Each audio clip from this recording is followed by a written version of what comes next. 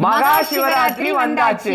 மகா சிவராத்திரிக்கு நம்ம சிருஷ்டி ஒளியிலிருந்து சிவபெருமானுடைய பரிபூரண அருள் உங்க இல்லம் தேடி வரப்போகுது. இலவசம் இலவசம், முற்றிலும் இலவசம்.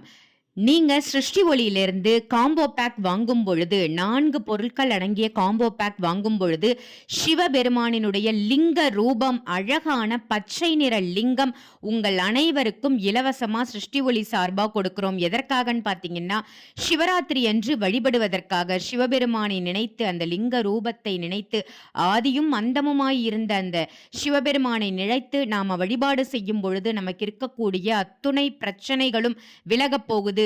உங்களுக்கு சிவபெருமானின் அருள் கிடைக்க போகுது.